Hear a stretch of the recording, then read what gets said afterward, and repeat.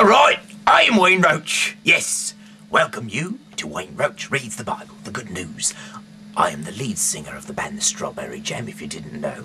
Check out my band, MySpace / The Strawberry Jam Experience. Got some great songs, hopefully soon to put up some new tunes, And, tell us what you think. And please leave some input on my videos. I haven't got much yet, but I would like to, hear about how I'm doing, Oh dear, this is a long one. The Lord gave Moses the following regulations about the ritual purification of a person cured of a dreaded skin disease. On the day he is to be pronounced clean, he shall be brought to the priest, and the priest shall take him outside the camp and examine him. If the disease is healed, the priest shall order that 2 richly clean birds be brought, along with a piece of cedar wood, red cord, and a sprig of hyssop. Then the priest shall order that one of the birds be killed over a clay bowl containing fresh spring water. He shall take the other bird and dip it, together with the cedar wood, the red cord, where's my light? In the hyssop white cord, in the blood of the bird that was killed. He shall sprinkle the blood 7 times on the person who was purified from the skin disease. He shall be pronounced clean. He shall let the live bird fly over the open fields. The person shall wash the clothes, shave off all his hair, and take a bath. He will then be ritually clean. He may enter the camp, but he must live outside in a tent for 7 days. On the 7th day he shall again shave his head, his beard, his eyebrows, and all the rest of the hair on his body. He shall wash his clothes and take a bath, and then he will be ritually clean. On the 8th day he shall bring 2 male lambs and 1 female lamb, a year old, that are without any defects, 5 pounds of flour mixed with olive oil, and half a pint of olive oil. The priest shall take the man and these offerings to the entrance of the tent of the Lord's presence. Then the priest shall take 1 of the male lambs, and together with that pint of oil he shall offer it as a repayment offering. He shall present them as a special gift to the Lord for the priest. He shall kill the lamb in the holy place where the animal with the sin offerings and burnt offerings are killed. He must do this because the repayment offering, like the sin offering, belongs to the priest and is very holy. The priest shall take some of the blood of the lamb and put it on the lobe of the right ear and the thumb of the right hand and the big toe of the right foot of the man who is to be declared richly clean. The priest shall take some of the olive oil and pour it on the palm of the own left hand, dip a finger in the right hand of it, sprinkle some of it 7 times there in the Lord's presence. He shall take some of the oil that is in the palm of the hand and some of the blood on the lamb and put them on the lobe of the right ear, on the thumb of the right hand, on the big toe of the right foot of the man who is to be declared richly clean.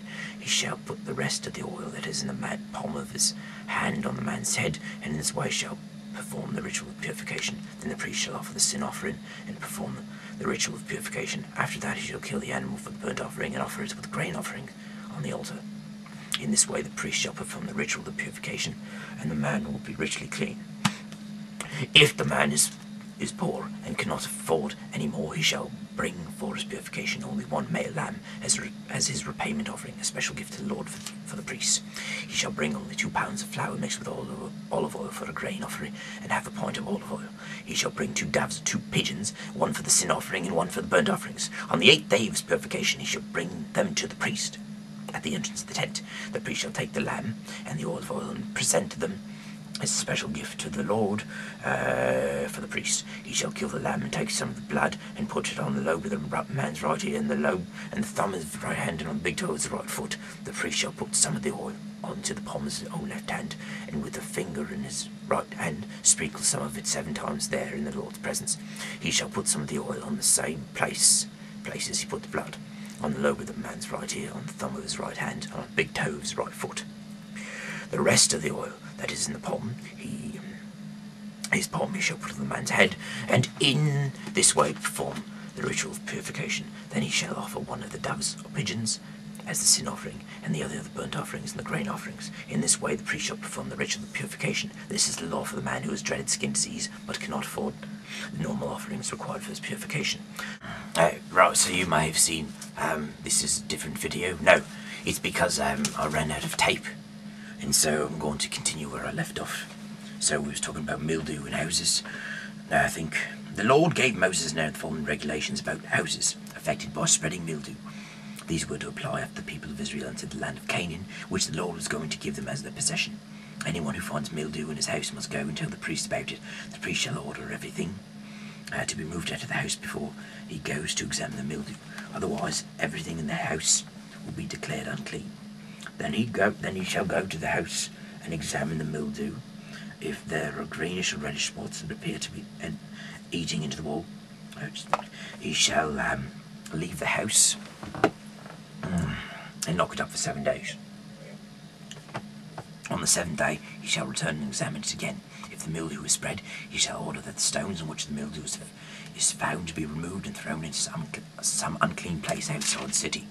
After that he must have all the interior walls scraped and the plaster damped in an unclean place outside the city. Then other stones are to be used to replace the stones that was removed, and new plaster will be used to cover the walls.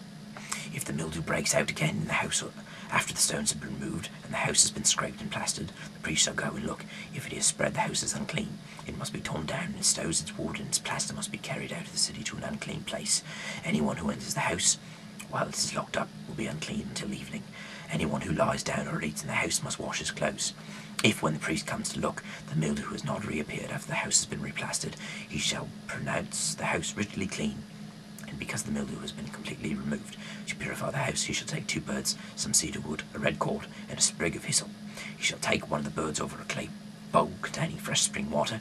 Then he shall take the cedar wood, the hyssop, the red cord, and the live bird, and shall dip them in the blood of the bird that was killed in the fresh water, and he shall sprinkle the house 7 times. In this way he shall purify the house with the bird's blood, the fresh water, the live bird, the cedar wood, the hyssop, the red cord. Then he shall let the live bird fly away outside the city over the open fields. In this way he shall perform the ritual of purification for the house, and it will be ritually clean. These are the laws about dreaded skin diseases, sores, boils, or inflammations, and about mildew or clothes or houses. These laws determine when something is unclean and when it is clean. I am Wayne Roach. That is chapter 14 over with. Good night and God bless.